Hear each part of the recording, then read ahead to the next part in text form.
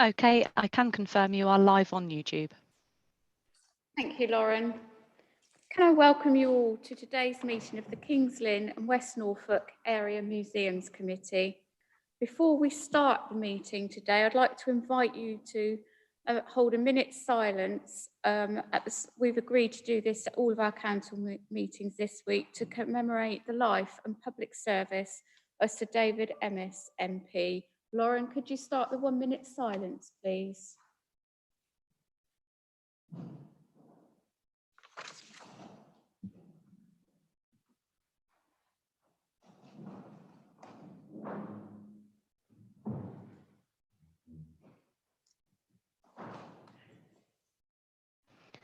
The minute silence will begin now.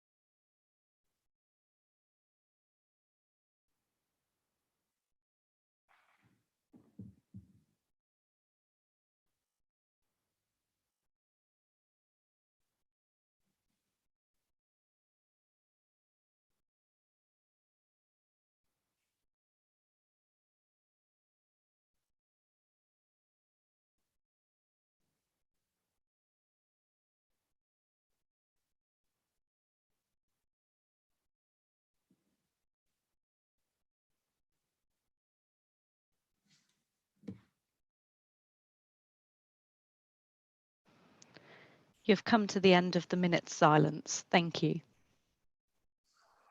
Thank you, Lauren. Please may I remind members that this meeting is being recorded and streamed live via YouTube. By attending this meeting, you are given your permission to be recorded and streamed. Please can I ask that your microphones are turned off until you're invited to address the committee by the chair. When addressing the committee, can you please state your name first so that all those present know who is speaking? Please speak clearly, concisely, and refer to the page number on the agenda to which you are referring. If I could now please just do a roll call to check those who are present. Councillor Bubb. Present. Councillor DeWally. Present. Councillor Knuckles. Present. Councillor Andy Tyler. Present. Councillor Bambridge. Present. Councillor Chenery. Councillor Dawson. No. And also by Zoom, we have Councillor John Ward, who is the chairman of the Joint Museums Committee, and also the Vice Chairman, Councillor Kybird. Yes, present on Zoom. Thank you. And can I just let people know that we also have the following officers present. We have Robert Hanley, Oliver Bone, Rachel Williams, and myself, Wendy Vincent. The first item of business this afternoon is the appointment of chair for the municipal year 21 to 22, which must be a borough councillor. So could I please invite nominations?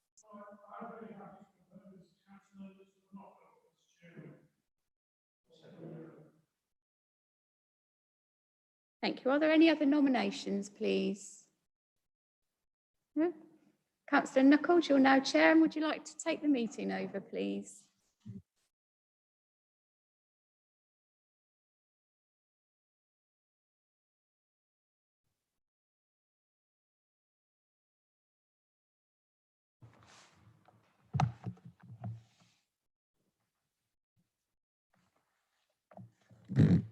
Thank you very much, everyone, for selecting me as the chairman of the meeting.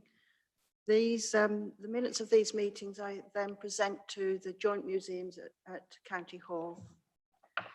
Right, thank you very much. I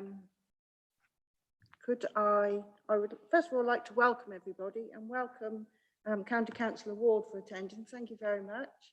It's good to see and hear you. And Councillor Kybird, thank you very much for coming along.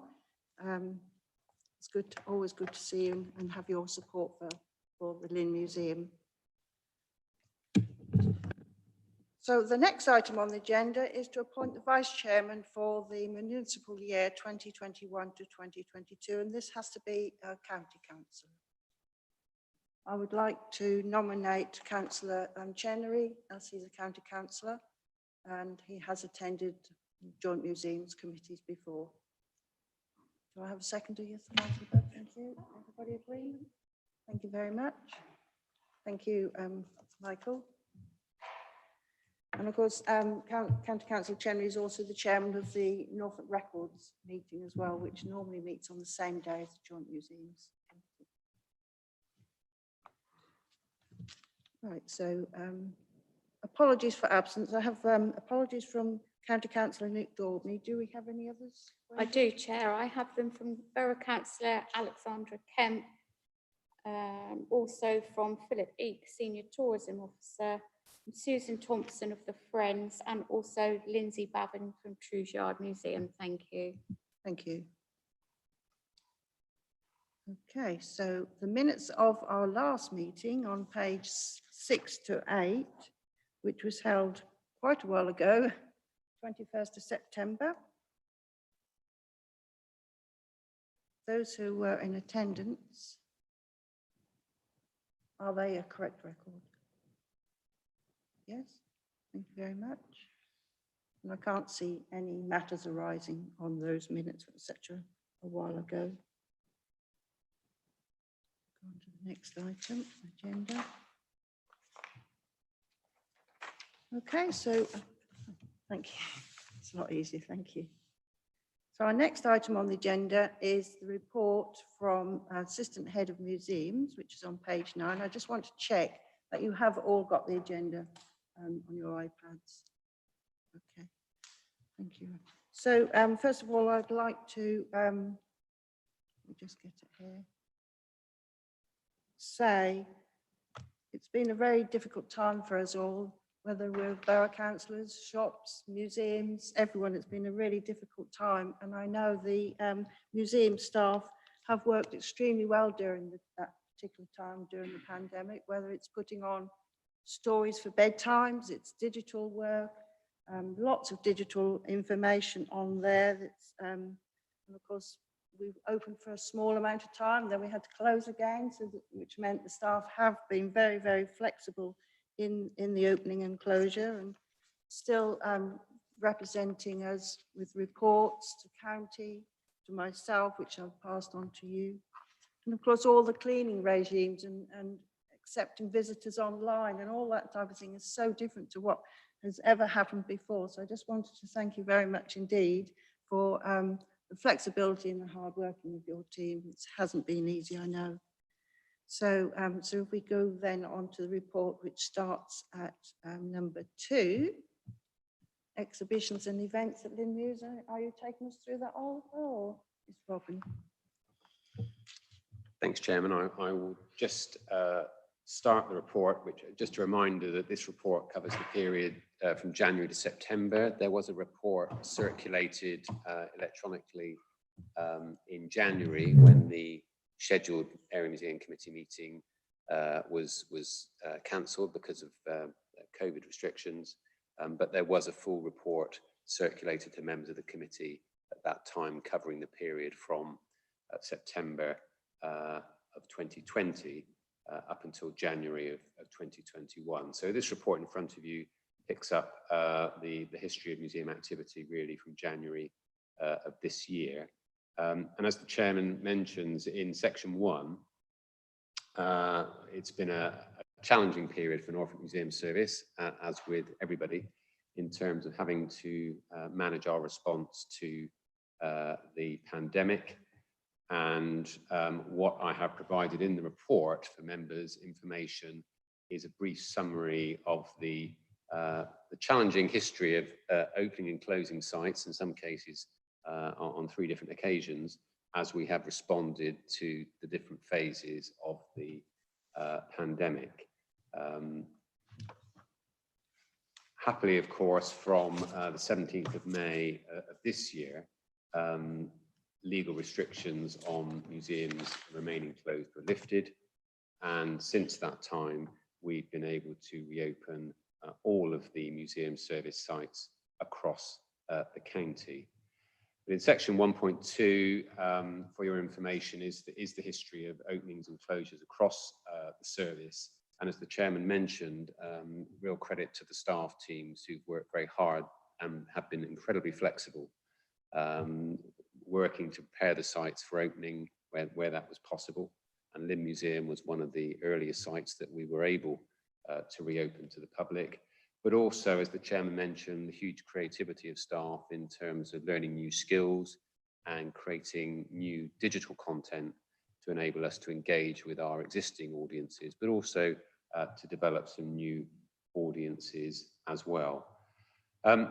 Clearly, the pandemic remains with us, and in section 1.3, I've just provided information on some of the continuing restrictions that we have in place.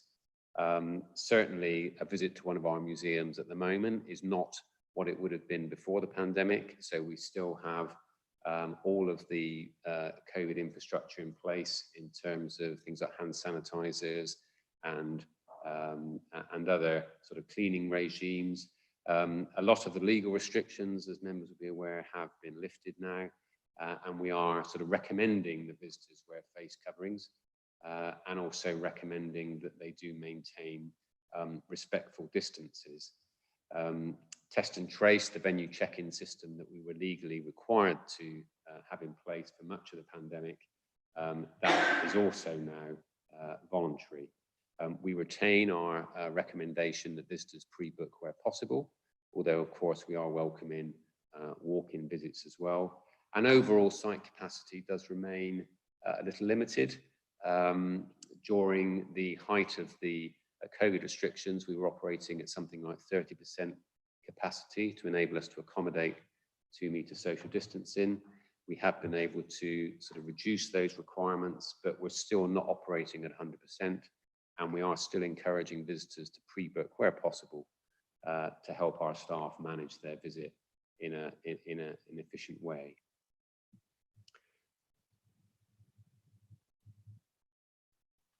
We've also been able to resume some of our events and our schools activities program, and as Rachel will mention a little bit later, that's despite the complexities around doing so and managing the risks of COVID in an appropriate way. In section 1.4, really just sort of summarising where our key focus rests at the moment in terms of how we're managing COVID across our sites. So a continuing focus, as you would expect, on ensuring good ventilation. And at some sites around the service, that involves using air purifying devices. In many other cases, it's having doors and windows open and just trying to do what we can to maintain airflow. We are maintaining our really strict cleaning regimes around touch points. And as you would expect in terms of supporting good hand hygiene, continuing to provide sanitizer stations and encouraging regular hand washing. And I think all of those restrictions will remain with us for the foreseeable future.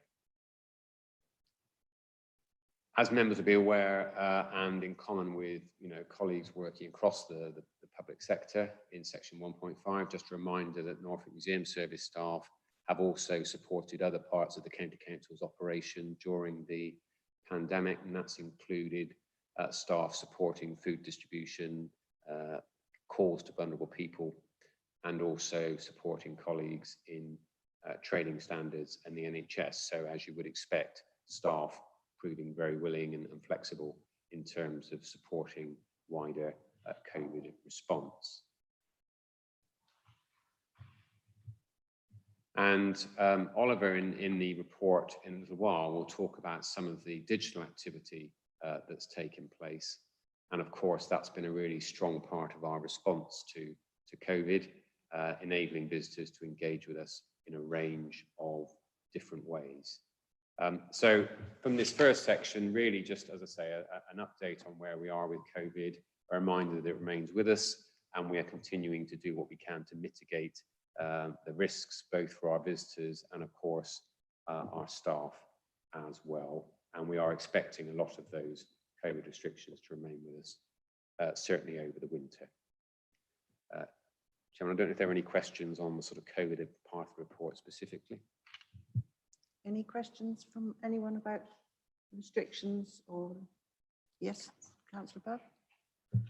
I'm assuming that you had some of the government's compensation help, like everybody else in business seems to have done. At the end of the day, are you now ahead or behind where you would be if we hadn't had the problems we had?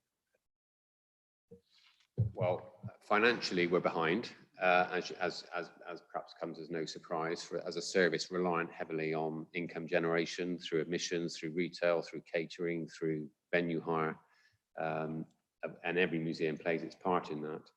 So it has had a significant impact on our earned income.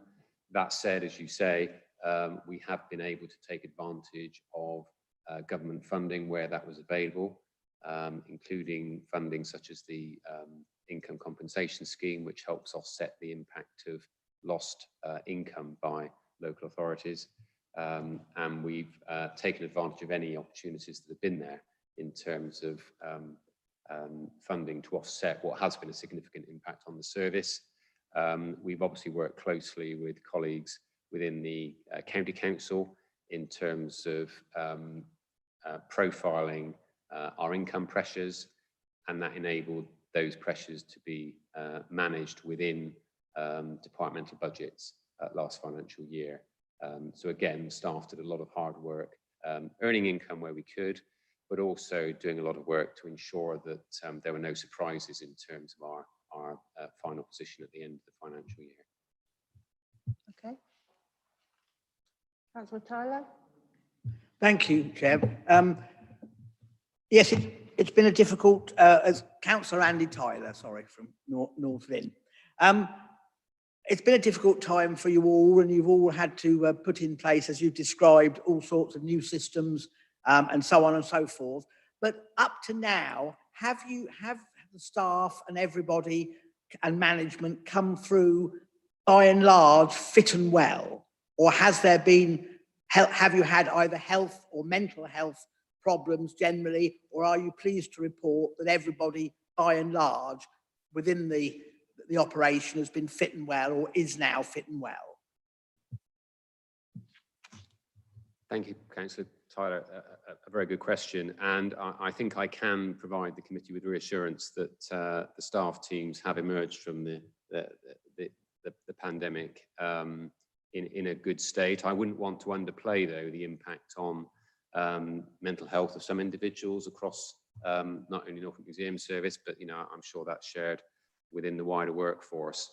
And Norfolk County Council has, I think, been very proactive at identifying methods to support staff, whether that's through the corporate wellbeing team, other measures that have been in place. And I think as a manager responsible for quite large teams of staff, I was personally very impressed with the tools and measures that the County Council put in place, as I'm sure is mirroring what's happening in the Borough Council as well, to ensure that managers were very alert to individuals within their teams that were struggling.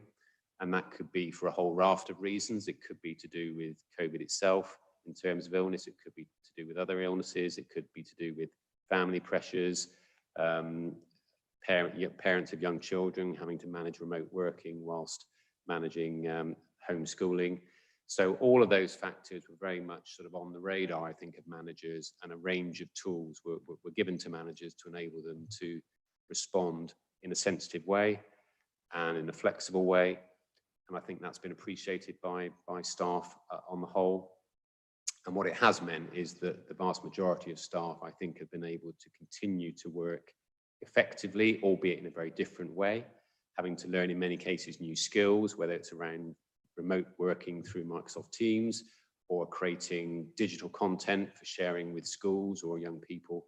That's been testing, but I think our staff have proved themselves to be very resilient, incredibly flexible, incredibly creative, and a real sort of tribute to them actually. But also it was very, very pleasing and not surprising to see NMS staff amongst the first to volunteer for supporting other parts of the County Council's COVID response operation, and doing their bit. in common with, I'm sure, colleagues across the public sector. So we do have a process where we can carry out individual risk assessments with individual staff where there are concerns to help us identify what the causes of those concerns may be and how we can mitigate them. And I know that managers across the service have been undertaking a range of individual interventions, supported where necessary by colleagues from the wellbeing team to help reduce impact. So I wouldn't like to say every member of staff has come through this completely unscathed. But I think as a service and as a team, I've been very impressed with how managers have worked it through this period, and also how the wider staff teams have come through. And I think on the back of this, we now have a set of staff who have proved themselves to be very resilient, but have also now got some great new skills. And some of the skills that staff have developed during this period, particularly around creating high quality digital content, will stand us in good stead for the long term, actually. And we're already looking at how we can take what worked well during the pandemic and then sort of not lose that, and then build that into our long-term programming. And some of the things that Oliver's going to be talking around in terms of the really creative approaches to exhibitions, to schools work, to working with young people, as you'll hear about from Rachel a little later, a real testimony to how those skills are now being embedded into our sort of core practice. But thank you for the question. Thank you. Thank you. Okay, then if there's no further questions, we'll be taking us through the exhibitions and events, please, Oliver. Thank you, Chair. I'm Oliver Bone, Curator of the Lynn Museum, and I'll be talking to the report about activities at the museum, starting at the bottom of page 11 in the report. Last year was the bicentenary of the birth of a famous son of King's Lynn, Thomas Baines, and we marked this with an exhibition at the Lynn Museum. 2020 has been a difficult year, as been discussed, but we were able to create a new exhibition, and we're able to display some of the material that we have at Lynn Museum, some of which was given to Lynn Museum back in the 1850s by Thomas Baines himself. In the previous notes from the previous meeting, there was mention of the sketchbooks of Thomas Baines as a teenager. And one of the great things about doing these exhibition projects is it's an opportunity for us to improve our knowledge and documentation of the museum collections. And these lovely sketchbooks of sort of juvenile sketches of Thomas Baines in King's Lynn, imagining adventures around the world, have been scanned by the colleagues at the Norfolk Record Office, and we're able to use that lovely visual material for telling Thomas Baines' story better. So that's been one of the good outcomes of doing the exhibition. We also used it as an opportunity to create a new film using work by Zimbabwe-born performance artist Anna Madeka, and that's featured in the experience of visitors when they came to Lynn Museum to see the exhibition.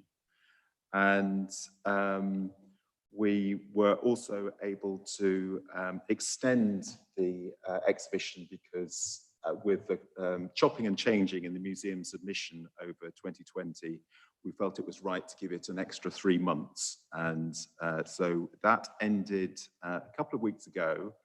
And to move on to item 2.2 at the bottom of page 12, we've now opened on Saturday, in fact, this week, last Saturday, the new exhibition, which we're calling Gardens, Sowing Seeds and Growing Stories. And this is the story of gardens and gardening or some of the stories anyway, in the King's Lynn area. And I mentioned in the reports, we've been able to recreate a tailor's seed shop display. And the two members of the family, Jim and Bob Taylor, who are well known in King's Lynn, were able to contribute to the museum Robin mentioned about new skills that people have acquired, and Haley, one of our team at Lynn Museum, has developed new skills in creating films, and we got a recording of their recollections of operating the seed shop, and that went on display and is now on display at the museum. And Wendy reminded me that this is an opportunity to invite members to the Lynn Museum. You're always very welcome. Museums open 10 till 5 Tuesday to Saturday. And if ever you have the opportunity or a spare moment, you're always very welcome to join us at Lynn Museum. As part of the new exhibition about gardens, we trace back some of the story of public gardens in Kings Lynn, including the walks, and we have taken an opportunity to explore themes around wildlife and gardens, and the 19th century museum, the museum that Thomas Baines would have known, had a lot more in the way of natural history, which doesn't feature so prominently in the current museum, but we have used the opportunity to display some of the taxidermy of that we have in the collection relating to garden wildlife.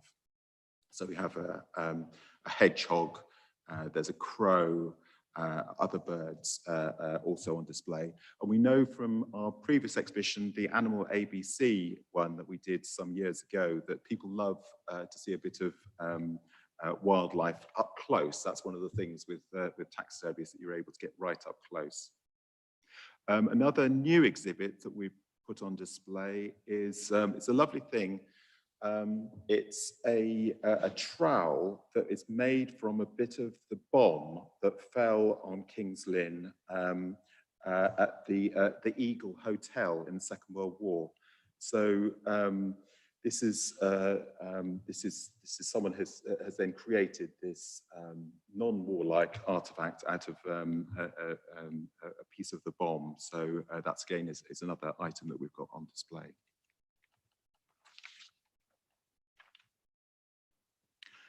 Item 2.3, I mentioned the pop-up exhibition around the theme of brown babies, which links to our link up to the Black History Month, which takes place each year in October.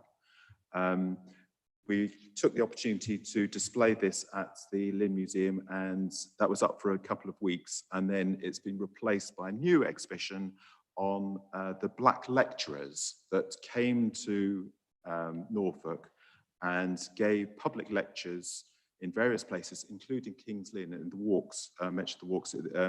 So Reverend Johnson, for example, a Black abolitionist, came to Kings Lynn in 1865 and gave a lecture on his experience as an enslaved person and the abolition movement in America at that time.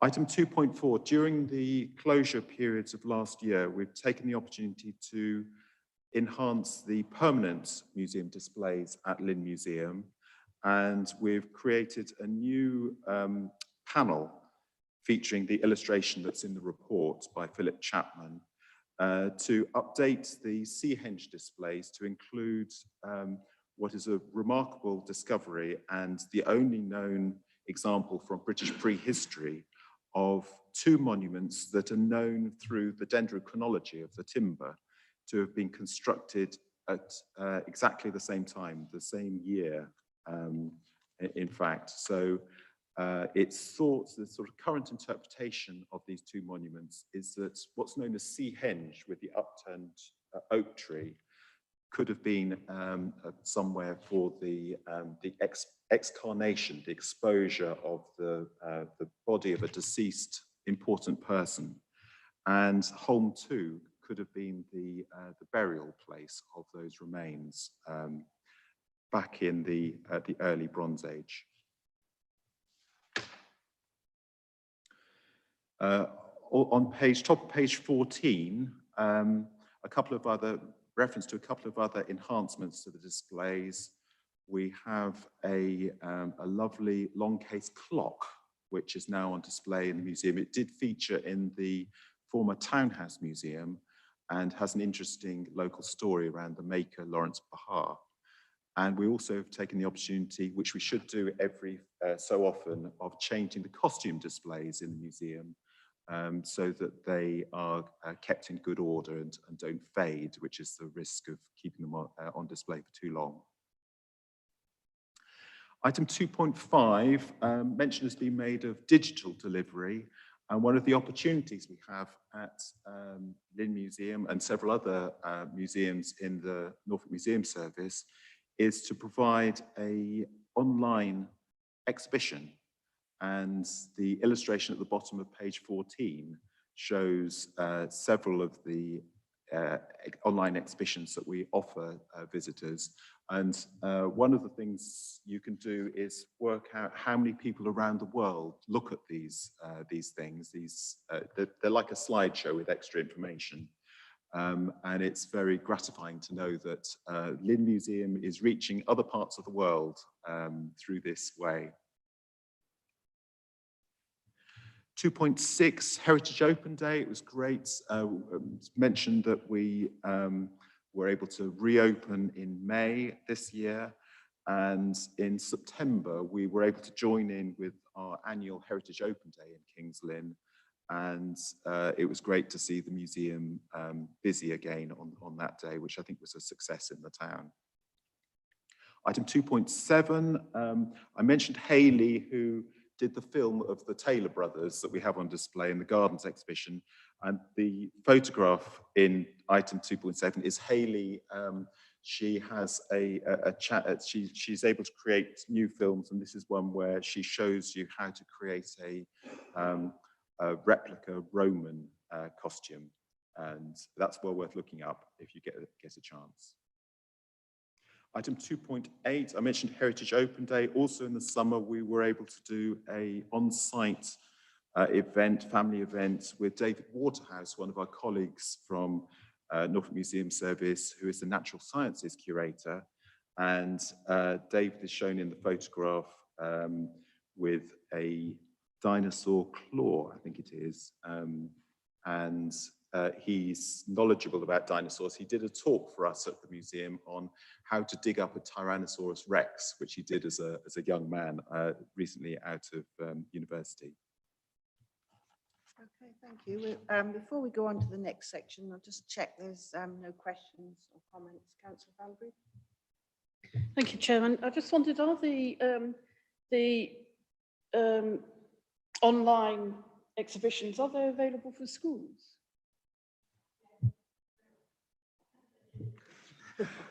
Yes, they're available to anyone who's got a computer and the internet, I think is fair to say. So yes, we've been finding ways to publicize those exhibitions, and things like the social media is a way to do that for people. But also, you're right, schools are a very important part of what we do. And one of the things that we did was, one of the schools, when they come to visit, they need to do a risk assessment to make sure that the children are safe as they go around the museum. And we found one of the feedback from the teachers was that they were able to use the sort of street view visit of Lynn Museum to have a virtual walk around and be able to do their risk assessment using that way. Councillor Chenry. Just interested in your Thomas Bain exhibition. Should an office, if one comes up an auction, would you be prepared to? Could you put your microphone on, please? Thank you. Right. Oh, it's the other one. Yes? Yeah. If it should Bain's painting comes up at auction, would you be looking to buy it? And have you got money sort of set aside, or do you have to do a bit of fundraising first? Because it's something, especially something came out of Keys or the local auction house, and you wouldn't want to miss something like that. There's a cap on what you would spend. So the museum service does acquire new items. Often it's through the public-spirited donations to the museum, but occasionally we will raise funds to make a purchase for the museum collections. We did a purchase a few years ago of Thomas's brother Henry Baines, who was painted a number of local scenes, and we did raise the funds and bought a painting of the chapels at the cemetery in the town. So yes, and it's good to know what is coming up. Auctions are tricky because ideally it's much easier if you're able to purchase something before it goes to auction. But auctions, sometimes we do buy things at auctions as well. Councillor Babb?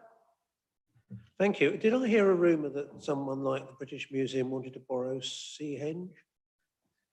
Yeah, it's in the report. Can we just discuss that one that's in the report, because then we can discuss the wider. Is that okay? Yeah, thank you. Okay, Councillor Tyler?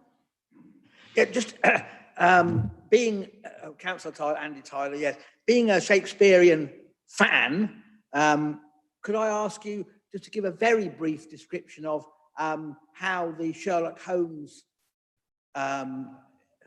event went? Being, I say Shakespeare theatrical, might there be some Shakespeare? What is the future of online plays, please, and how successful was the Sherlock Holmes one, please? I know that sometimes Kingston Library has Shakespeare, for example. You had Sherlock Holmes, so what is the future for that, and how successful was it, if I might ask briefly? Thank you. It's a very good question.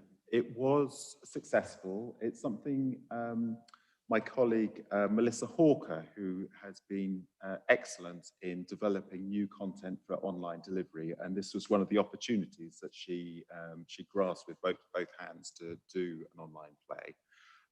I suppose during the lockdown periods, it was particularly valuable to have material like this being available for people at home. I don't really know what the future of online plays is, but I know that, as Robin alluded to, developing new skills and learning how to deliver in a digital way adds to our sort of suite of communication tools, I suppose, so that we have opportunities for doing this sort of thing in the future.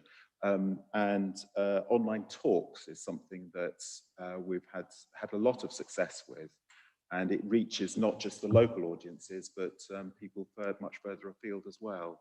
So yes, I think I can get back to you with further information, I think, from Melissa about numbers who attended the Sherlock Holmes event, but I gather from her that it was very successful. Thank you very much. Would I encourage you to come and visit the Lynn Museum, especially the new exhibition. I went on Saturday, and taxidermy I really love, because you can look at the birds. There's an owl and a crow and sparrow, isn't there, and many moths and a few butterflies. So it is a really interesting exhibition, and the digital work is really impressive. It's high quality, so schools, if they do go into the website and on the YouTubes, they are very good quality to view. Excuse me. So other museum developments, please, Oliver. Yes, so back to report and top of page 16, item 3, other museum developments. And I mentioned social media, and that's a good way, often in a sort of light-hearted approach, to link into the museum collections and local history. I mentioned there #Beard Day, for example, and Thomas Baines, who I mentioned earlier, has one of the most magnificent, or had one of the most magnificent beards that you've ever seen. So I think he was the candidate for #Beard Day. But it's, yes, it is a way to share our museum content, to share things like the link to the online exhibitions that we mentioned. So it is valuable to us. And as time goes by, more and more people link into it.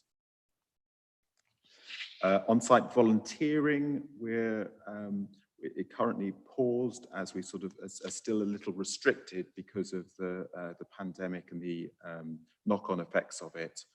But we have been able to recruit some online volunteers who've been able to write descriptions of paintings, for example. So if you aren't able to see the paintings very well, you can have a written description of them to give you an idea of what they're like.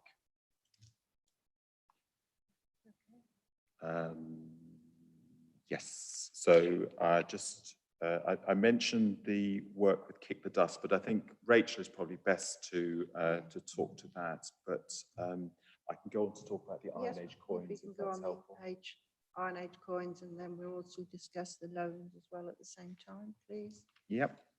So item 4 on page 17, mention's been made about purchasing things for the museum collections, and through the treasure process, so-called, sometimes things come to light that help tell the local story of this part of Norfolk.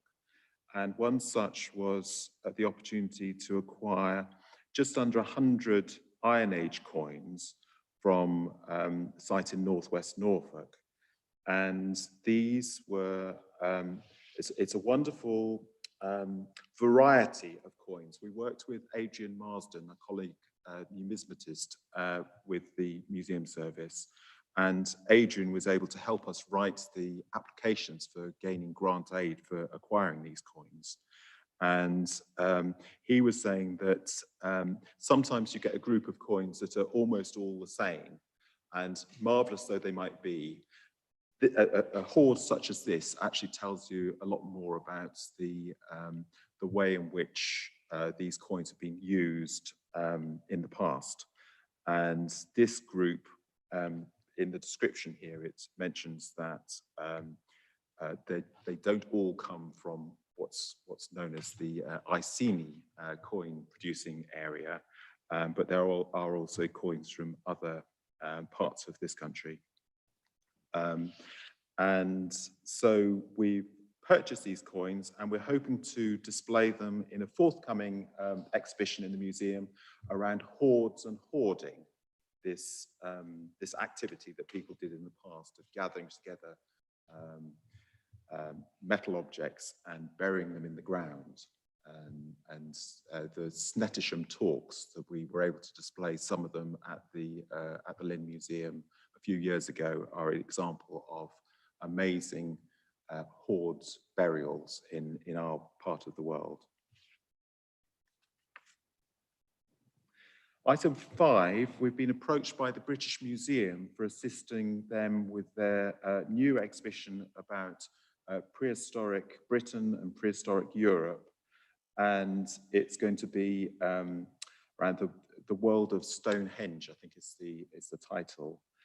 They have asked to borrow some of the timbers that surrounded the upturned oak tree, the Seahenge exhibit, and so we're working with them on the safe removal, transport and display of these timbers. They will be something of a centerpiece of this new exhibition in the British Museum. So it's a real feather in our cap that the Seahenge story will be displayed in this way. And we're hoping on the back of it that we'll have additional interest. There'll be new photography. There'll be a guidebook that'll be produced at the British Museum that we may be able to sell in the shop eventually at the museum. But also the links with the curatorial team and the exhibitions team of the British Museum has been very interesting and rewarding. And I'm really looking forward to going to London and seeing our timbers on display over there. It'll be displayed from, I think the exhibition is February to August next year. And yeah, it'll be a wonderful opportunity for us to see them in a different light and displayed with other fascinating artifacts from that period. Fascinating. And of course, King's Lynn and our coastline will be mentioned in the exhibition. So hopefully that will also encourage more people to visit our area to see where it actually came from and visit our museum. Councillor Bubb, your question. Yes, I wasn't trying to jump the gun, but if they've got your timbers, what are you going to put in their place? So the The timbers, how the exhibition, and Robin's probably better speaking to this because he was at Lynn Museum to organise the display, but it's arranged in the museum whereby you have half of the original timbers, the Bronze Age timbers, are on display, and the other half of the circle is a replica to show the full size, an idea of the full size extent of the timbers. And then you've also got the upturned tree trunk. So what we're going to be lending is the timbers from the stored other half, where in the museum we've got the replica timbers. So those ones will go on display, plus a group of 6 from the museum. So we will be lending 6 items from the museum display, but most of it will be still there for people to see. So visitors aren't going to be disappointed when they come to see what's left. So I think hopefully not. In fact, we had a photographer in today to take a photograph of the small group that will be going from the museum display, so that a stick-on photograph can go on the front of the glass. And he was arranging it so that the lighting was such that sort of as you walk by, you're sort of casually, you might not notice that they were missing. So most of them will be in place, and the upturned tree trunk will be there. It's just this small group that will go. Am I right in thinking that there's still some stamps at Flag Fen, or have they been moved on somewhere else? Am I right in thinking that there are still some parts of Seahenge stored at Flag Fen, or has it gone down to Portsmouth? All of the Seahenge timbers are now with us here in King's Lynn. Right. So you're correct that initially, after the Seahenge timbers were excavated from the beach, they did go to Flag Fen for initial treatment, and then went on to Portsmouth to the Mary Rose Trust for the final conservation. And then all the timbers were returned to us in King's Lynn. So as Oliver said, the timbers are either on display in Lynn Museum or held in our store in the town. Thank you, thank you. Any further questions? No, so because that'll be quite a good trip to London then, to view them in a different area, which would be good. Just to say, Chair, it's a really sort of exciting opportunity, I think, for us in terms of being able, as Oliver said, to really sort of take advantage of the huge publicity these British Museum blockbuster shows attract. And obviously what we're then hoping is that we'll see a real sort of increase in interest in what we have here. And there will also be opportunities for us to link up, for example, with the British Museum's education department to look at what we can offer at school. So we're hoping to have a number of spin-off activities here in King's Lynn, in addition to the actual loan. And as members are aware, we work very closely with the British Museum, have done over many years. We have had loans from the British Museum at the Lynn Museum, and indeed at other sites across the service. So it's a very good sort of reciprocal working arrangement that we have with the British Museum. And as members may also be aware, we're currently developing the partnership gallery as part of the Norwich Castle development project, which will be a permanent gallery of British Museum collections here in Norfolk. Very exciting opportunity for us all, I believe. And of course, the Norfolk Trail will be promoted as well, won't it? For those who like walking around. Robert. Thank you, Chairman. The Iron Age coin acquisition, that would fall roughly into the time period immediately prior to the Boudiccan Rebellion, so that might well have been a reason for burying it.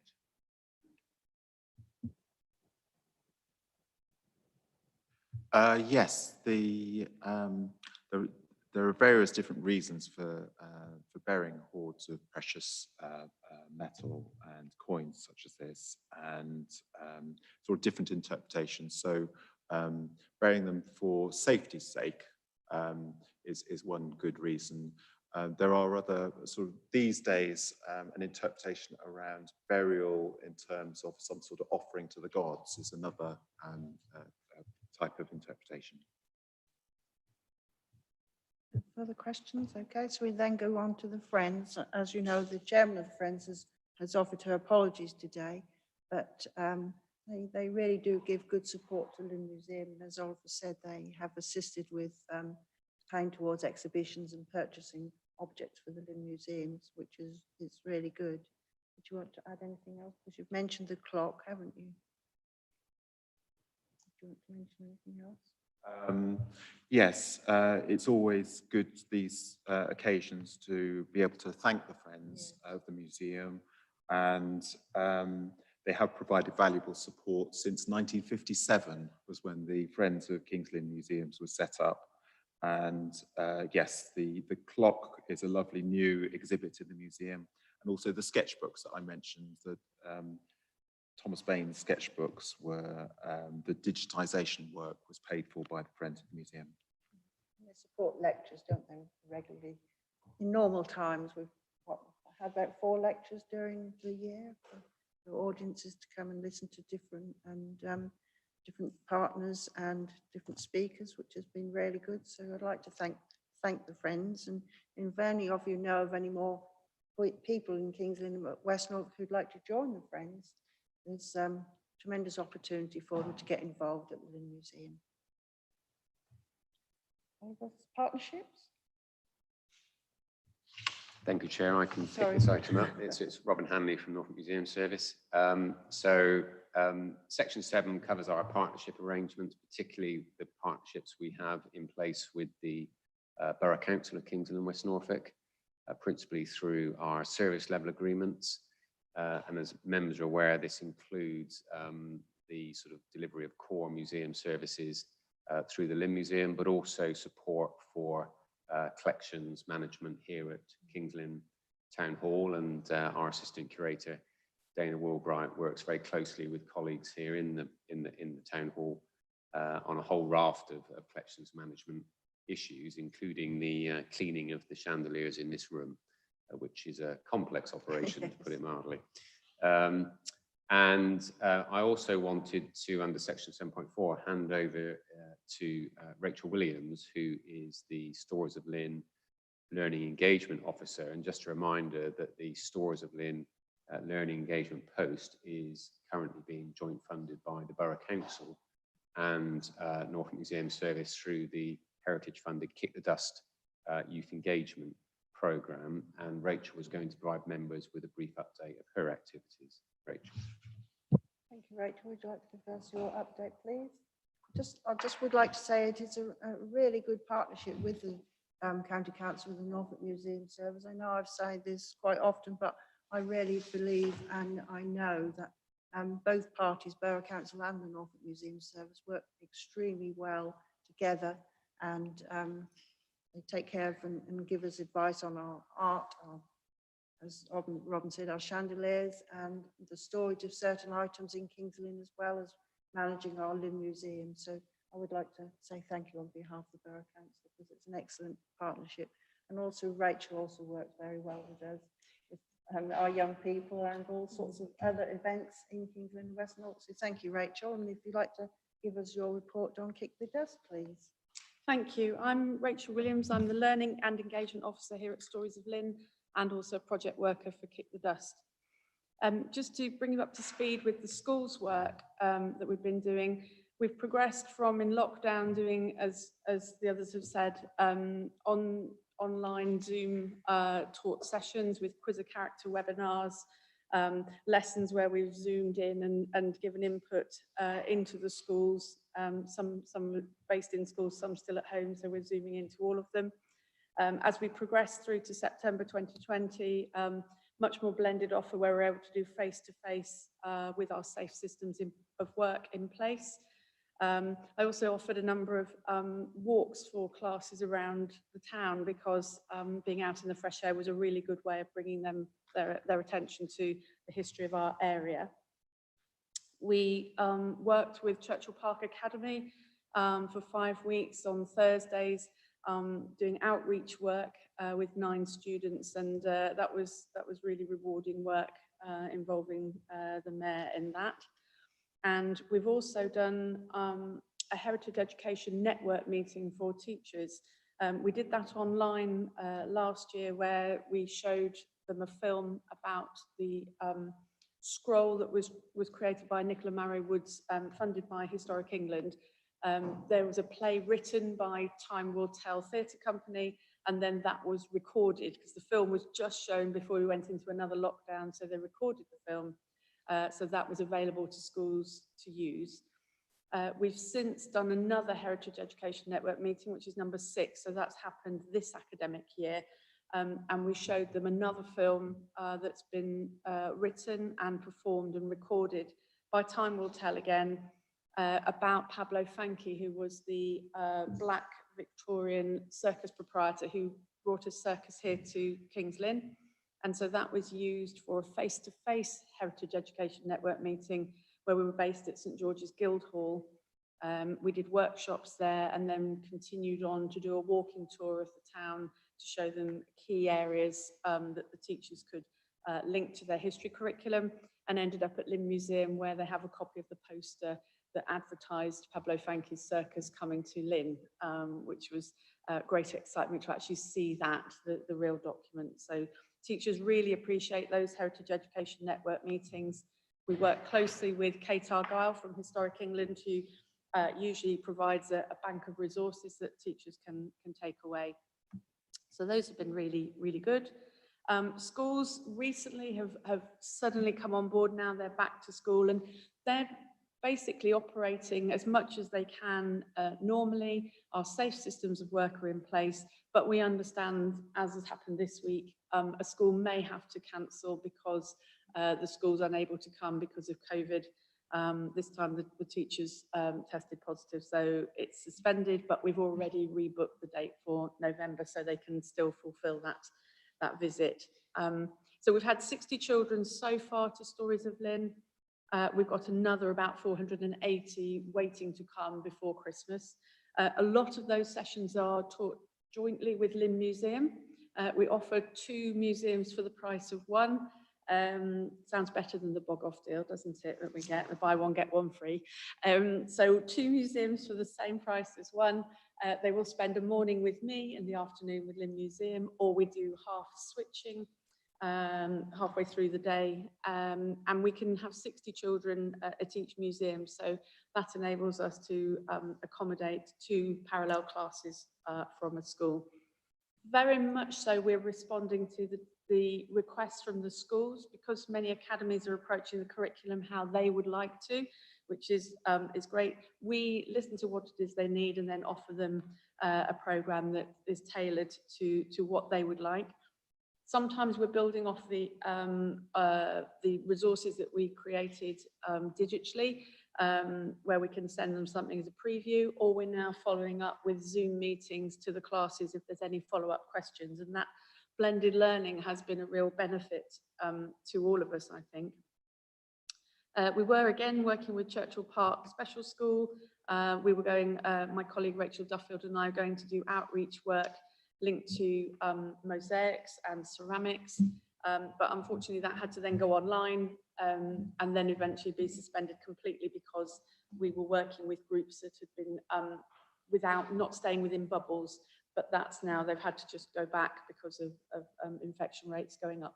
But we're ready to start as soon as they're able to work with us. So within the schools, we're definitely building on what we're able to do with them. We've got good systems in place so we can do handling of objects, which is one of the things that is really special to the children, to actually physically handle things safely, so they can touch and get that buzz that you get from actually handling an item that has been here through history. The schools have been responding very well, but we're just having to adapt to when they can't continue. And we are continuing to use those resources that we've built, and especially with 2 plays now on film that can be shared, really valuable. I'm using those resources tomorrow with the home educators group, so I'm pleased that they're coming in. So there's 15 children with 15 adults coming here to see the film and then to do some workshops that are linked to that. With another part of my job, the Kick the Dust work that we do, that I think has really benefited from COVID.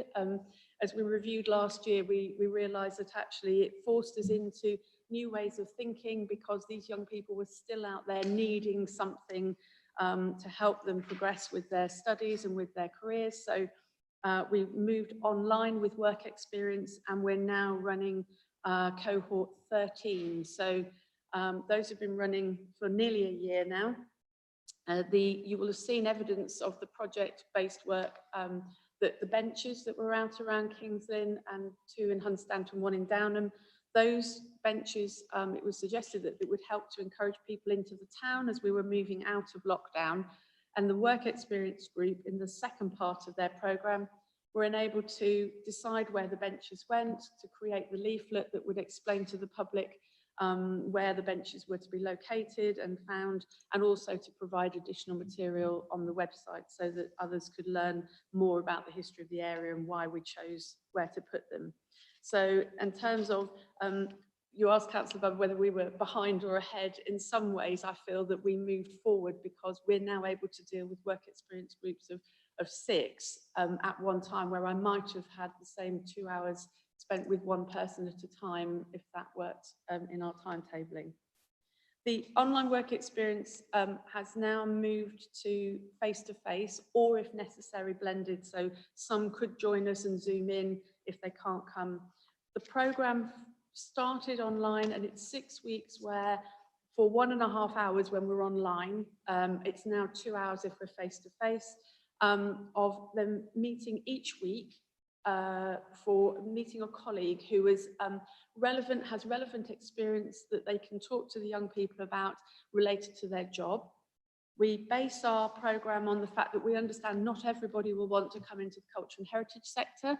So skills are very much transferable, so that there's a basic 16 around communication, understanding about punctuality, teamwork, being responsible for your own independent work as well, whole range of skills. And we work with the professionals to base their talks on how they got to their position in their role, what skills they use. They get the young people to understand what their job is about, and then to carry out a task. So we've had other groups that have generated one of the Google Arts and Culture online exhibitions. That one was Deal Justly with All. That's actually now as a physical exhibition downstairs here in the Gateway Room, and that had 970 visitors through there when we opened it up in Heritage Open Day.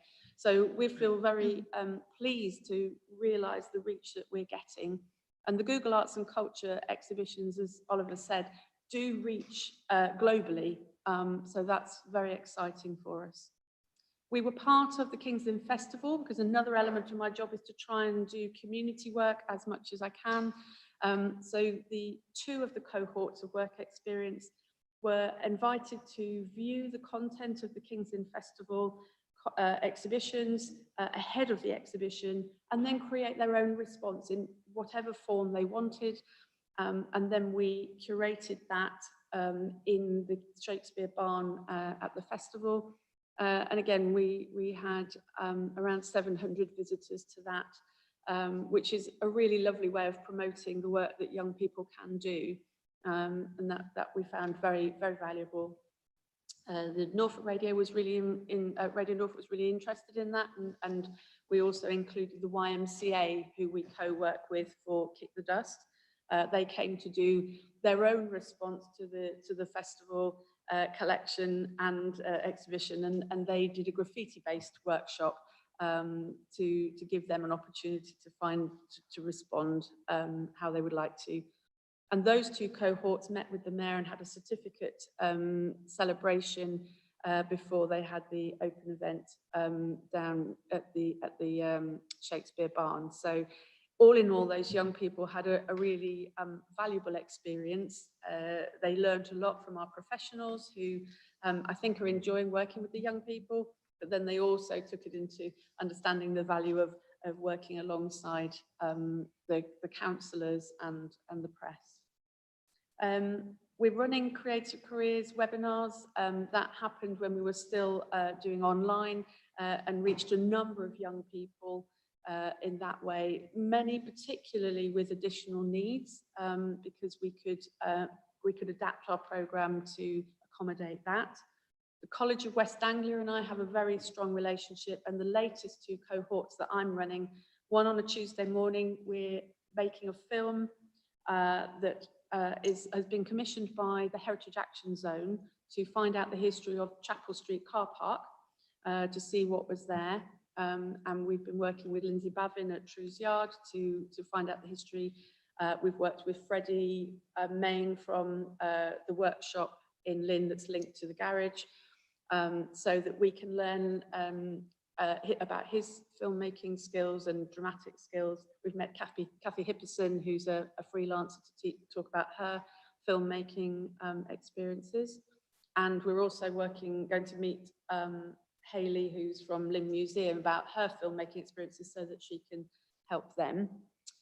We've got that group running, and then there is another one from the college that is the forum group.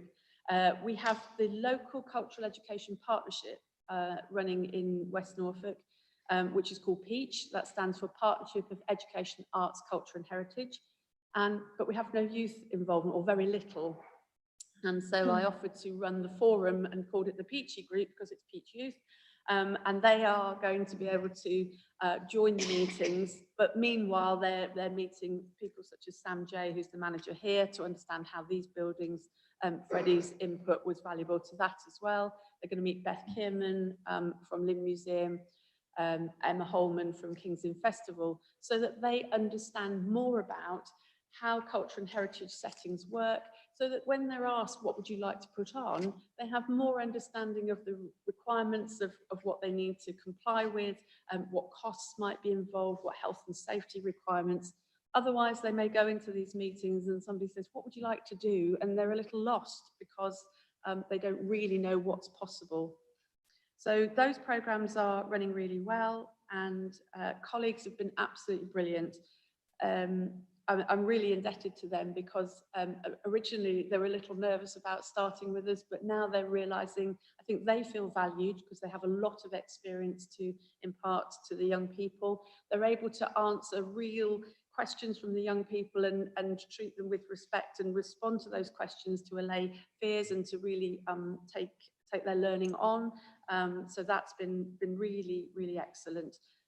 Dana Woolbright, I think, has been an absolute champion for us and has appeared at every event I've asked her to, giving huge value to our meetings. And she also helps me run the Time Turners group, which is our regular weekly Kick the Dust group. That's been running now for over 2 years. Numbers go up and down a little as people move off to uni or go to work. But we've done some interesting projects. You've probably heard about the Intergalactic Hanseatic League that's been in Lynn this October. Well, the young people were approached to see if they could provide resources for the teachers in schools who were going to take part. So they created interactive PowerPoints that gave teachers and children a really good resource for them to dip into around the themes of transport, events that had happened in our history, and clothing, so that they could go on to use that to find out what they would project into the future. So that was really lovely to be able to help with that. We're now back face to face with the Time Turners. We had a lovely summer with Lynn Museum. We do have to pay good attention to restrictions and how we could keep everybody safe. So Lynn Museum was able to ventilate more easily than I was here in Stories at the time. And so we did a group there.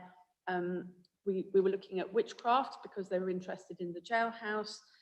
We did a handling collection, an Anthropocene handling collection, so that we've got modern materials, and we had our natural history curator came to talk to us about that, or in fact he did it on Zoom. That's one of the great things, we're interchangeable now. We then went on to working with Rachel Duffield's group, which was a work experience group. And in fact, that one's gone global as well, because we have 2 members from Lagos in Nigeria who Zoom into the meetings, and they've been working on Nothing About Us Without Us, which was a project originally decided by Bethan, who's from Thetford Teenage History Club. She's got a place at university, so she couldn't continue the project. So Rachel's group and my time turners came together to create this exhibition, which will go around the Norfolk libraries. That's nearly at completion, and that's been really fantastic because a number of my students have hidden disabilities. Some come with an education, health and care plan, and so it's been fantastic to have people creating an exhibition about people with disabilities when they have them themselves, and I think that really is giving youth voice a really strong perspective. I'm really excited about that.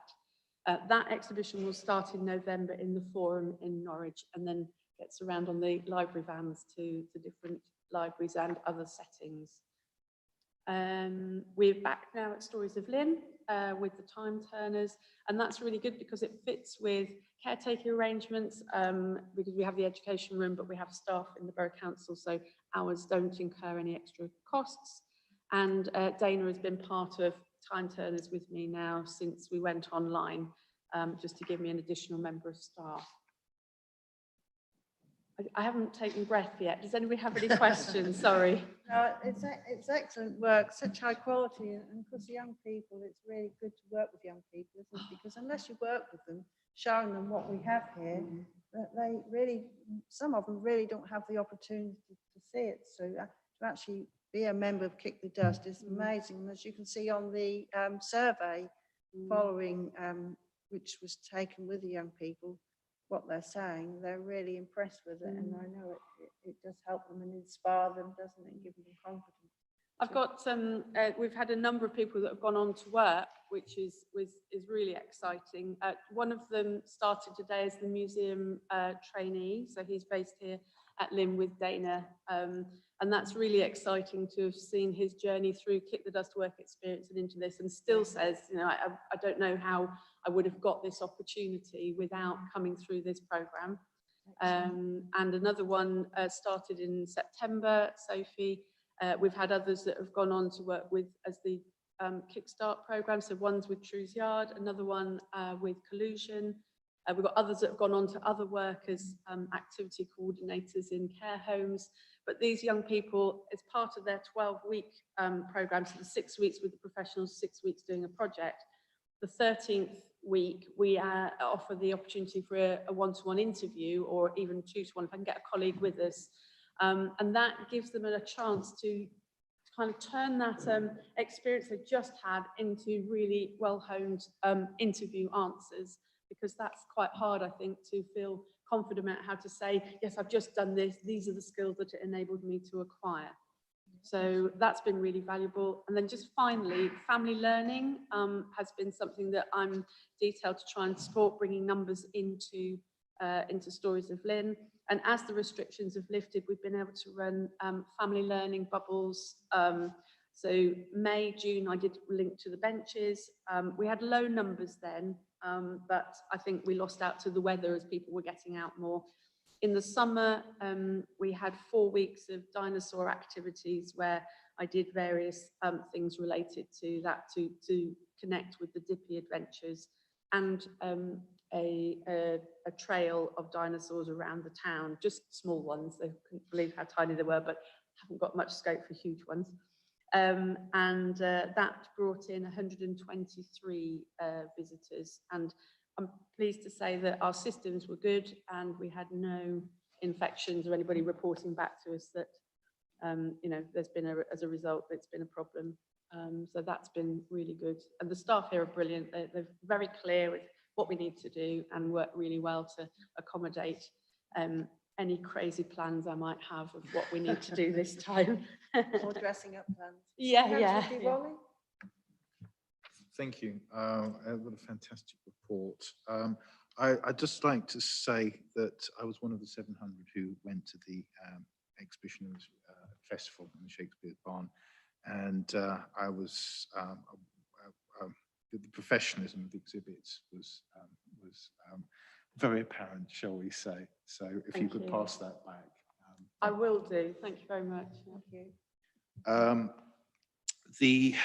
I'll start with the Kick the Dust program. It seems to me that you're getting a very holistic approach to that, which is hugely impressive. But from the figures, you only have 18% of your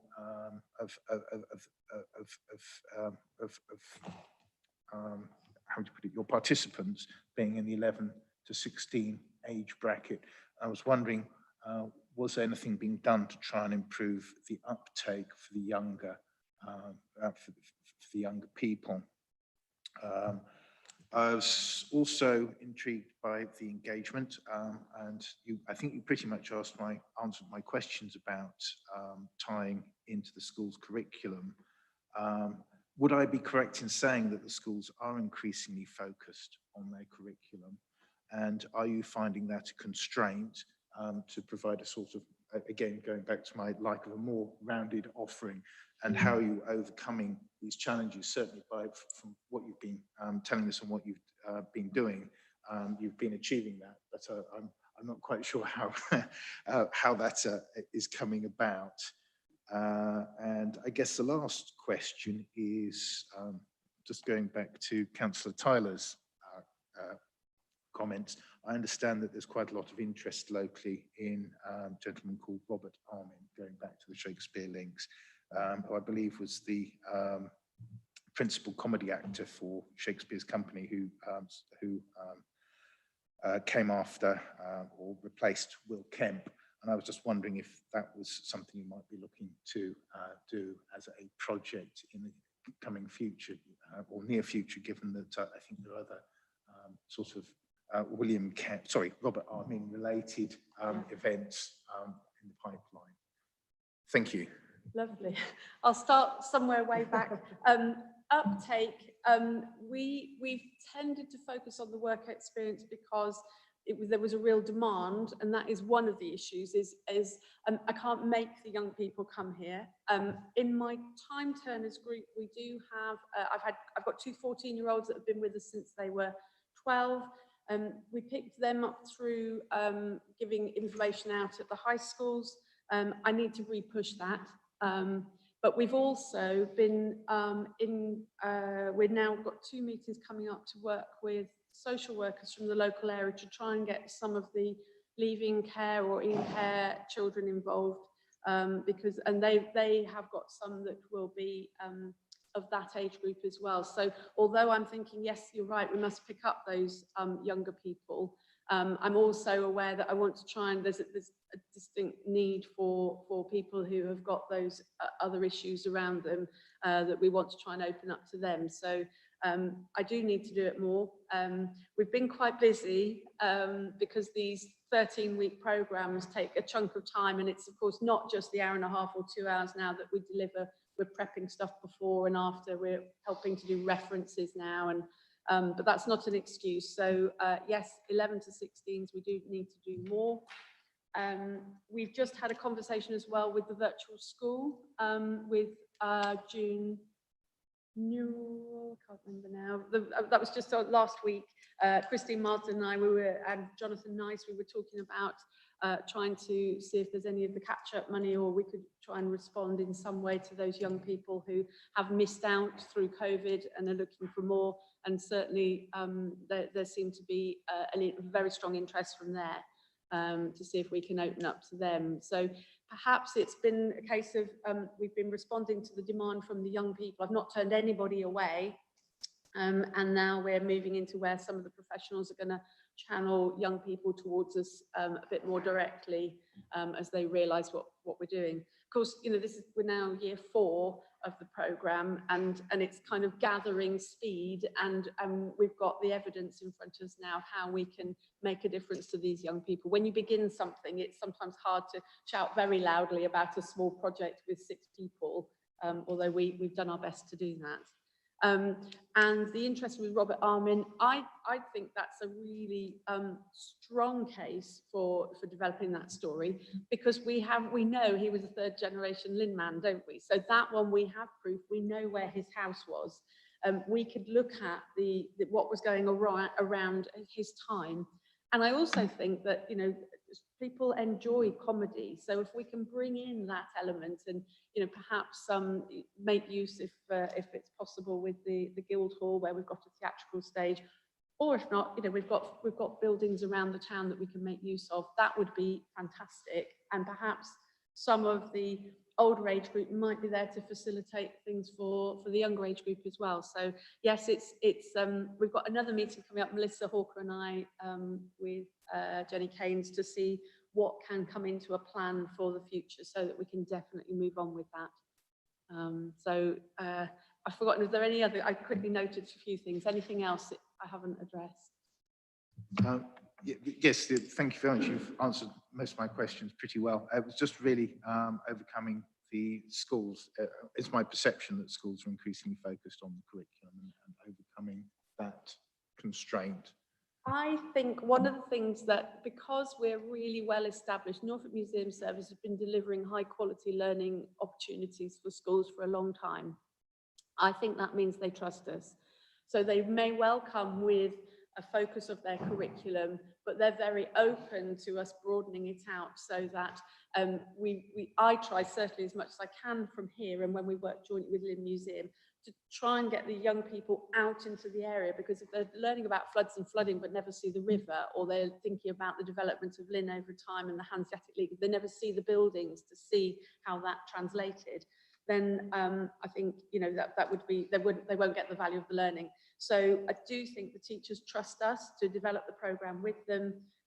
Melissa and I are in, you know, in discussion and conversation a lot to make sure that we've got interesting things. We use our freelancers who have really good handling collections if it can add to what we've got here at the museum, with costumes as well as objects to handle. So I think at the moment the schools have got curriculum is broadening, is lovely and rich, as long as we can keep them open-minded to it. But I think they're trusting us to do that for them, which is good. Yeah, no, it's really good. But we'll keep that in mind. Thank you. Thank you. Okay, thank you. Any further questions? Councillor Tyler. Thank you, Chair. First of all, if I could just say what I've seen of the projects that Rachel has been involved with, I've been very impressed, and certainly would pass on that to any member of the committee, my confidence and enthusiasm is what I've seen.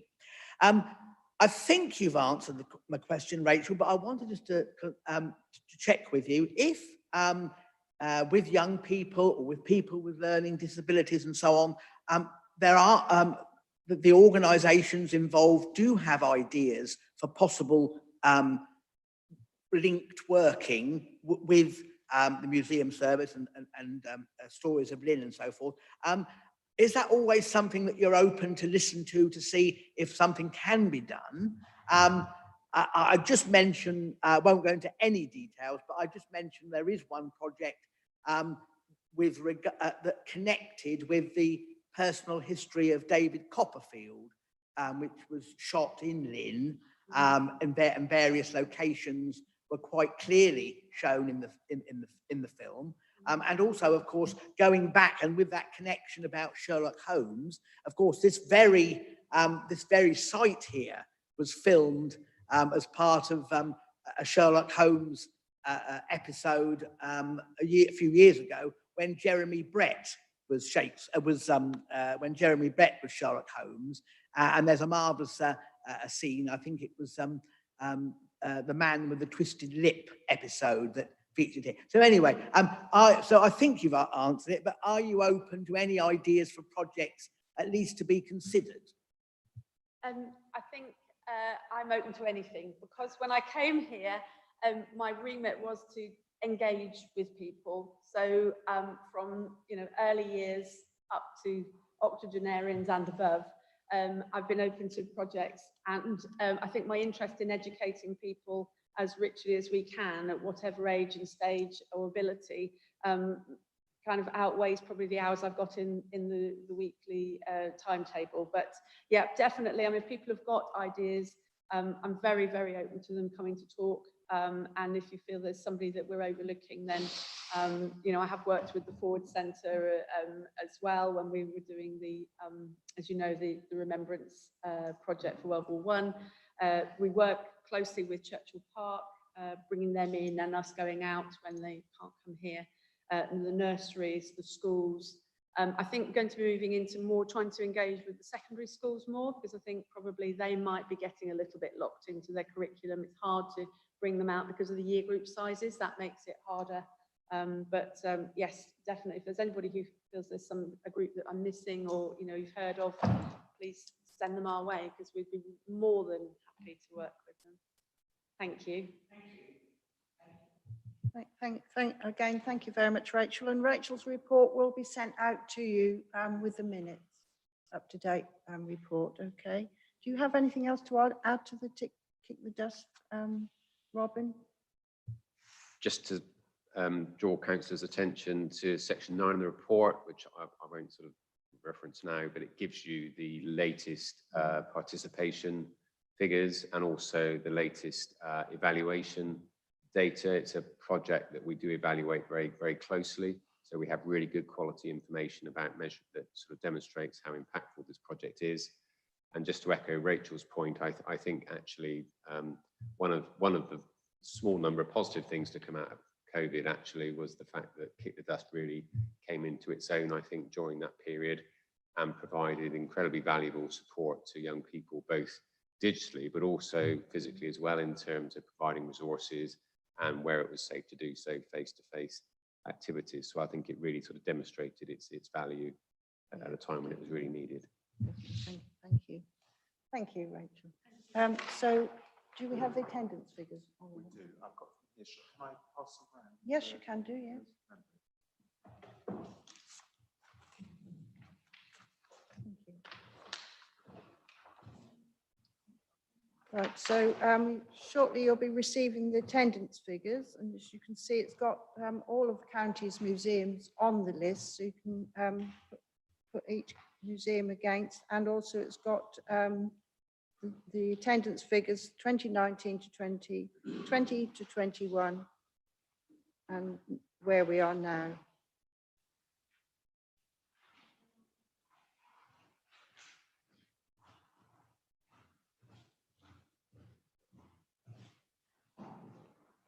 Thank you, Oliver.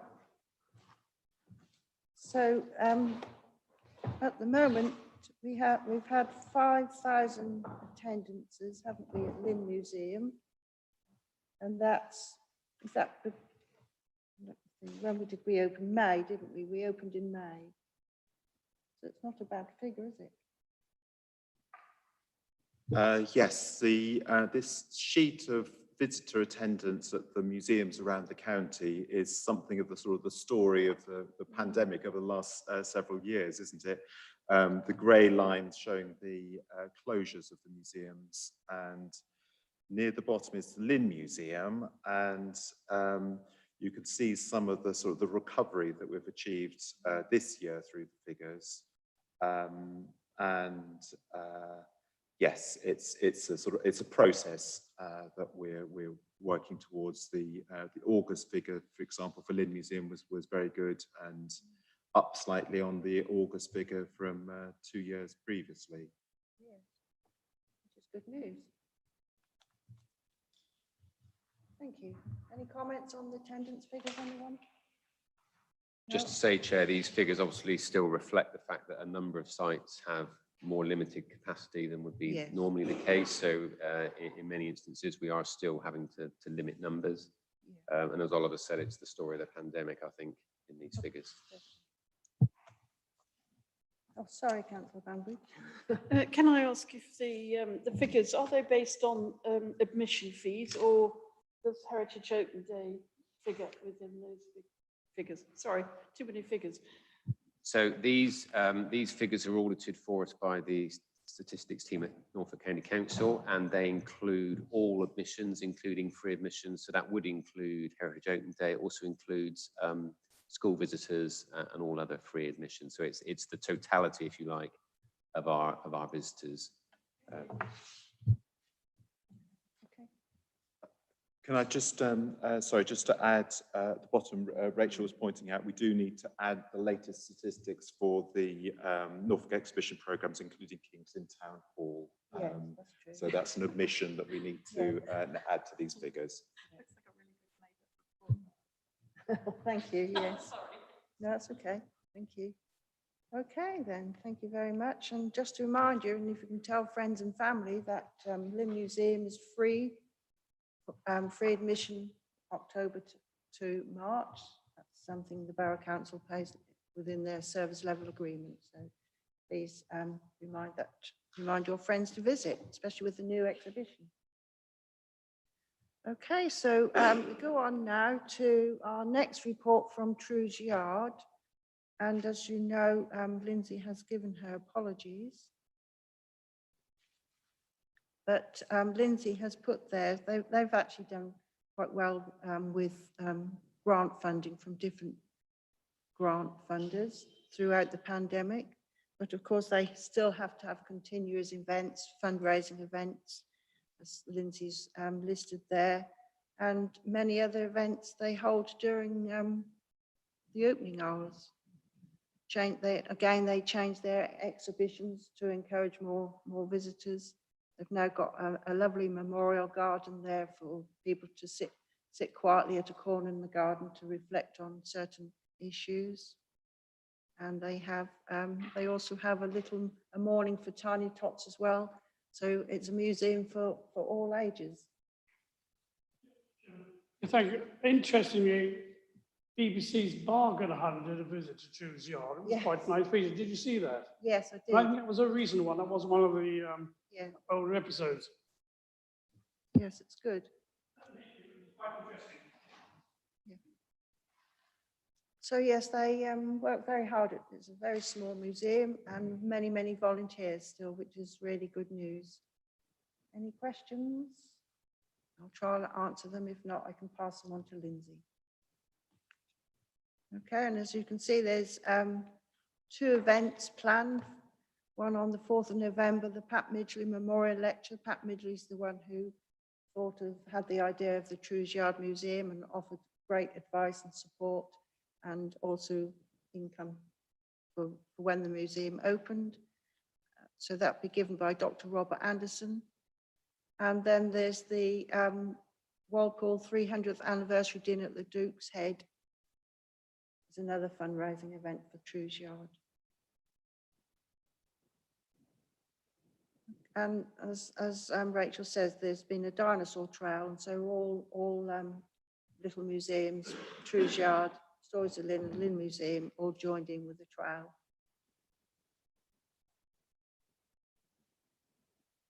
Okay, social media is also a very big thing for them. Okay, thank you. And then the next report is our tourism marketing update. For those who are new to this committee, I have always asked for a report to come to this committee from our tourism department, because our museums are all promoted by our tourism department, whether it's on Visit West Norfolk website or in our printed material, which I've been given some just to show you what we do have for those who are not aware of them. So like the Discover Kings Lynn shows people where the museums are. There's also other material in other parts of our borough, Hunstanton, Downham Market. Our tourism department also promotes and makes the brochure for the guided walks for the town guides. And then there's the smaller version of we used to have a very large pamphlet called Where to Go and Where to Stay. But again, all the museums are promoted in these pamphlets. And as you can see, Philip's put a really good report here of how many copies he produces of all our publications.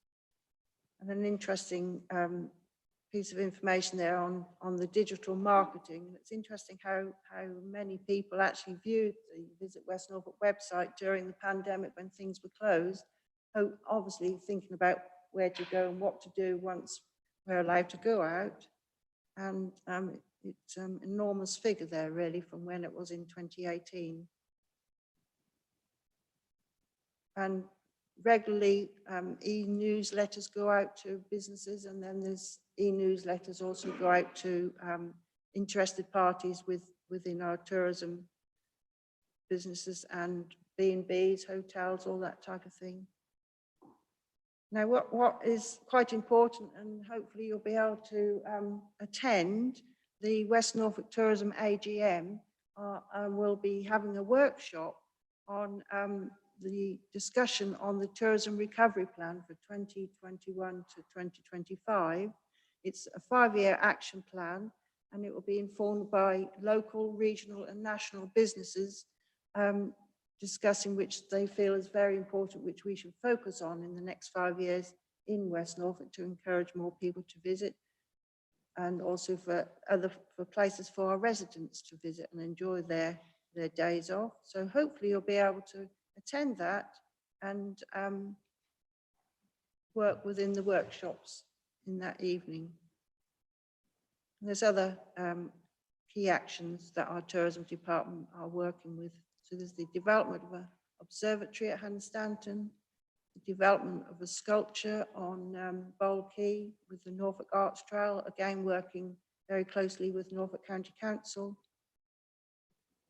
and other items of interest, especially with businesses. There's a list there of the partners our West Norfolk Tourism Department work with. Visit everything which goes on our website, Visit West Norfolk, also goes on the Visit Norfolk and the Visit East of England website too. Any questions? Councillor Tyler? Chair, forgive my ignorance, but I don't know the answer, that's why I'm asking. In the local press, I often see advertisements from travel companies to go for 3 or 4 day tours to various places in the UK, hotel and etc., meals provided inclusive. We've probably all seen them.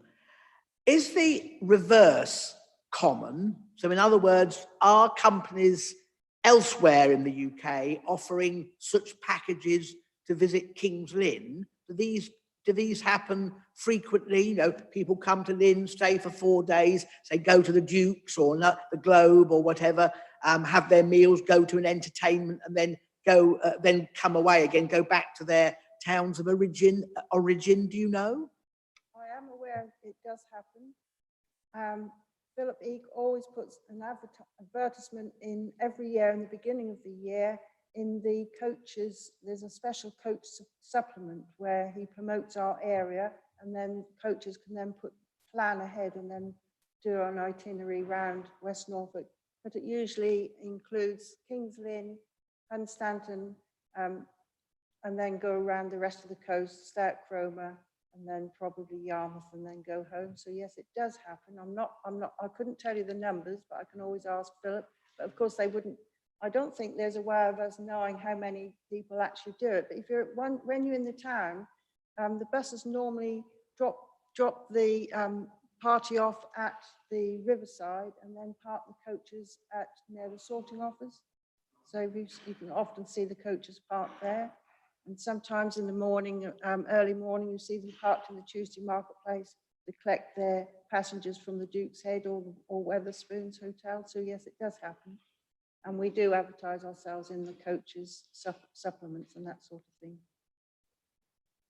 Yes, I often, Chair, see, coach parties come and go, but I never, I've never thought of it, so I thought I must ask. But thanks very much for that. And yes, if it is possible to find out a little bit more from Philip, that would be great if you could. Okay, thank you. Councillor Chenry? Just going to ask what date was that, the tourism forum? 17th of November. That's quite soon, yeah. Yes. And that's at Hunstanton? It's in the report. Yes. It's just sorry, I got to excuse because my car parking thing runs out at 5 to 4. So Okay. I'd better go if that's, if you don't mind. Councillor Can't be Bebb? seen to be having a ticket. Councillor Bebb? Thank you. This report raises a few questions for me to ask. Hunstanton Observatory. Haven't heard anything about it. Even Councillor Parish, who is a keen astronomer and writes in Hunstanton Town and around about astronomy, had heard nothing about it. Well, I'm surprised at that because the club he belongs to have actually been consulted and made some really good suggestions for the design of it with county. So where's it likely to be? The Cliff car park. There's been several workshops as well, because I've attended with Yes. residents of Hunstanton. Okay. But I'll ask, Councillor Powers can contact Philip E. The main thing is this little book, which is very good. As those who don't know, we're in it. We run a bed and breakfast. Yes. I get the chance to grill guests about the area and I get useful feedback. But a couple of observations. I'd love to know where these pictures are. They don't all have captions. Okay. You've got a little bit in the front. Why not take an opportunity to, where are we? Front one actually looks like around down the market area on the Fen It Road. could, yes, but it doesn't. Some of them are titled, others Yeah, aren't. okay, I'll make that point. Page 6. Why not take the opportunity to visit Lynn Museum? Well, yes, but could we not say that it's not open on the days it's not open and that it's free on the period it's free? Because there's nothing worse than turning up to these things and they're shut. And we're trying to woo the visitor with this, and we're not helping. And the final thing it shows me, and I know this is possibly a touchy area, there's no visitor information in Downham Market. There isn't the terrace information at Downham Market. No, there's nothing In listed. actual fact, that is where Philip Eek is this afternoon, working with Downham Town Council to do a bit more promotional around Downham Market, especially with the Ben's Buyers Fair happening. We're hoping for more visitors to Downham Market, but there isn't the terrace information. Would the library be helpful? Sorry? Would the library be helpful there? There are some leaflets, and I think there probably are in the library. I'm sorry if I can't hear you correctly. I've got a problem with my ears today. But yes, there's no actual TIC at Downham Market. But of course, there's always the Visit West Norfolk website. There is an interpretation panel at Downham Market, which will promote the website. And I'm sure there are some leaflets in the It's just library. when you look at the back, why isn't there one in Downham Market? Yeah, yeah. Of course, but we did have difficulty with dates and times and events and that sort of thing this year because of the pandemic. I know Philip was a bit concerned of what to put in and what to leave out, but what he has left out will always be on the Visit West Norfolk because that's updated regularly, as you know, because I do send you these. Well, this nearly got cancelled. As you know, that was twice as large at one point, wasn't it? And I must admit, I did sort of encourage them to do at least a little one, which you rightly say some people prefer the printed, and I know other DMOs throughout the country do not have printed material, so we're quite fortunate around here. Okay, so where are we on the agenda? So, anything else to add, Oliver? No, Robin, everything okay? Okay, well.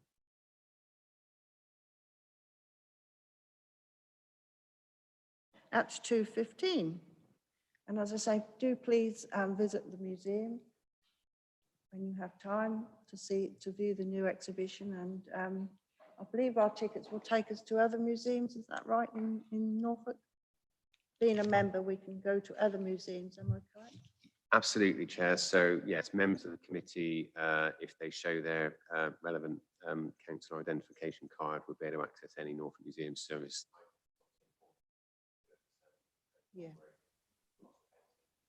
And if anybody wants any information, please contact me.